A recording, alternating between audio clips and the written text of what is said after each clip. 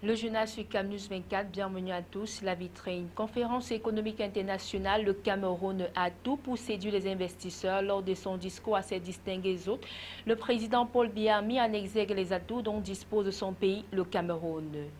Lutte contre le paludisme, le gouvernement engagé à faire disparaître cette maladie sur son triangle national.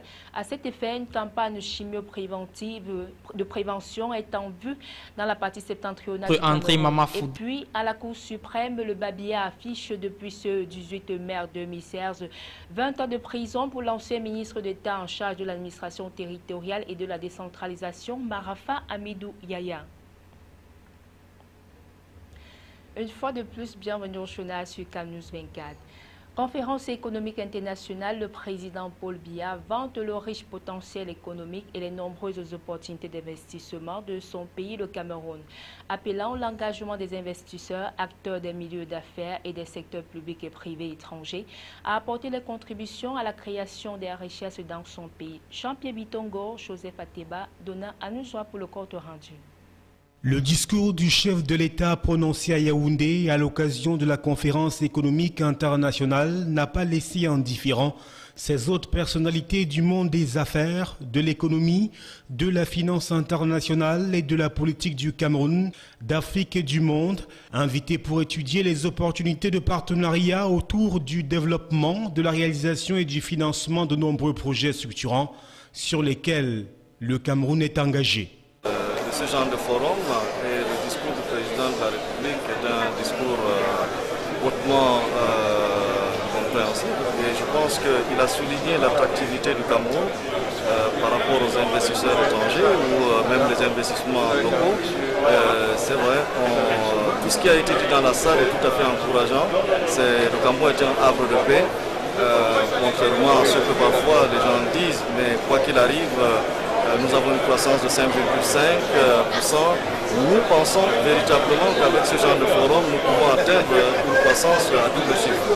L'autre versant de la pensée relève le niveau de qualification de la main-d'œuvre camerounaise, jugée assez compétente pour mener à bien le Cameroun vers l'émergence.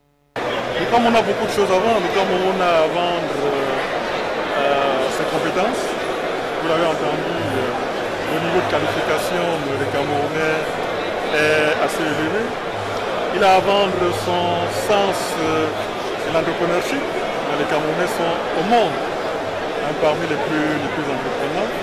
Il reste maintenant à construire un environnement des affaires qui permette à un espoir, à tous ces talents, à toutes ces idées d'éclore.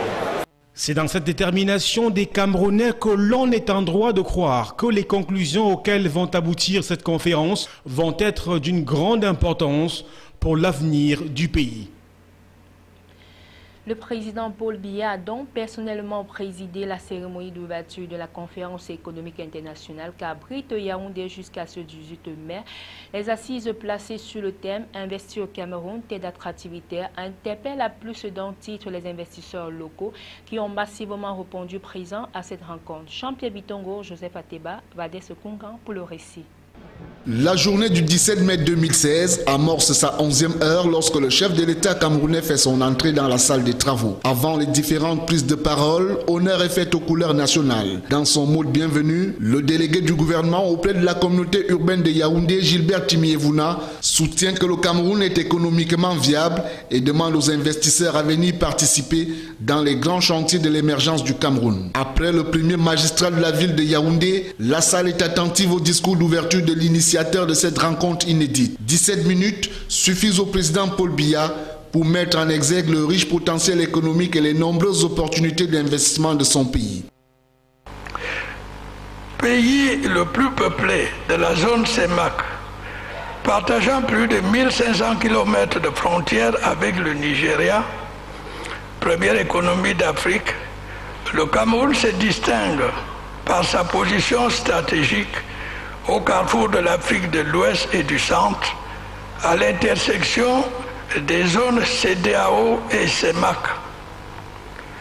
Sa façade atlantique, son réseau ferroviaire, ses 3 aéroports internationaux et ses 50 000 km de route, tout cela en constant développement, favorise sa bonne intégration au commerce régional et mondial. Ces ressources naturelles sont abondantes. La diversité des sols, climats et milieux naturels y sont propices à l'agriculture. Le deuxième potentiel hydroélectrique d'Afrique et disposant des réserves significatives de gaz naturel, le Cameroun s'est engagé dans une construction d'infrastructures énergétiques variées et de grande envergure. Par la suite, l'assistance a eu droit aux interventions de José Manuel Barroso, ancien président de la Commission européenne et ancien premier ministre du Portugal, de Chung Hun-chan, ancien premier ministre de Corée, et de Tony Elumelu, le président directeur général de l'UBA Group. Le premier va entretenir l'assistance sur le renforcement du partenariat économique entre l'Europe et l'Afrique, ainsi que de la dynamisation des investissements européens à destination du continent africain qui, selon Barroso, a besoin de se développer. Si l'Afrique connaît une stabilité plus grande, l'ancien premier ministre du Portugal propose qu'elle doit s'ouvrir aux autres pays et s'occuper de l'éducation, première condition du développement. Les deux autres intervenants parlent de l'expérience sud-coréenne en matière de croissance économique et de croissance inclusive et de la philosophie économique de l'Afrique capitaliste qui peut servir les consommateurs et financer des projets à haute valeur ajoutée au Cameroun. Après la cérémonie protocolaire, place a été faite aux réflexions autour des tables rondes animées par d'éminentes personnes ressources, les thèmes renvoyant à la question de la situation économique et à la problématique de l'investissement. Jean-Pierre Bitongo, Joseph Ateba, Donna Anouzoa. La première table ronde a porté sur la situation macroéconomique du Cameroun, perspective de croissance. Ensuite, l'assistance a échangé sur les questions suivantes.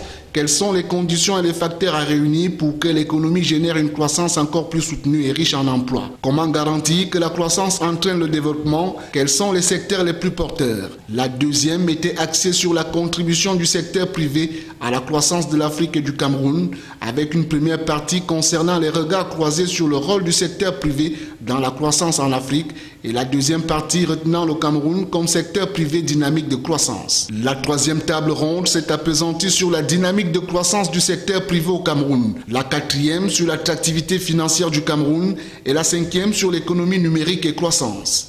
Et comme on a beaucoup de choses à vendre, comme on a à vendre ses compétences, vous l'avez entendu, le niveau de qualification des Camerounais est assez élevé. Il a à vendre son sens de l'entrepreneurship. Les Camerounais sont au monde parmi les plus entrepreneurs. Il reste maintenant à construire un environnement des affaires qui permette à, n'est-ce pas, tous ces talents, à toutes ces idées d'éclore. La journée du 18 mai sera exclusivement réservée aux investisseurs et aux acteurs opérationnels, d'où l'intervention de l'Agence de promotion des investissements. Qui ont une certaine expérience, une expérience qui est reconnue, et qui peuvent nous dire, attention, faites ceci, faites cela, nous on a fait ceci, nous on a fait cela. Il y aura un intervenant coréen. J'insiste sur ce cas parce que, comme vous le savez, la Corée fait partie de ces pays qui, il y a 60 ans, étaient presque au même niveau de développement que le Cameroun, qui ont une planification extrêmement forte, j'ai presque envie de dire dirigiste, pour que le pays arrive là où il est maintenant. Ils ont sûrement des choses à dire. Nous, on est là pour écouter. Ça va peut-être nous amener à réorienter, à conforter certains de nos choix, ou alors à prendre des décisions nouvelles. Ensemble, des ateliers en comité restreint permettront de découvrir et de discuter de projets prioritaires rigoureusement sélectionnés. Cette séquence constituera un moment clé de la conférence, puis suivra la séance de clôture. Autre chose à présent, affaire Albatros, Marafa Amidou Yaya, ancien ministre d'État en charge de l'administration territoriale et de la décentralisation, a écopé de 20 ans de prison ferme. La décision a été rendue ce mercredi à l'aube, après une audience marathon qui a démarré hier mardi. Donna Anouzoa. Arrêté le 16 avril 2012 et condamné à 25 ans de prison ferme le 22 septembre de la même année pour coaction de détournement de 29 millions de dollars, soit 24 milliards de francs CFA, destinés à l'acquisition d'un avion neuf pour les voyages du chef de l'État, l'ancien secrétaire général de la présidence de la République, qui a toujours clamé son innocence, s'était alors pourvu en cassation aux fins de présenter son cas à la haute juridiction. Le collège des juges de la Cour suprême a donné son verdict ce mercredi 18 mai 2016.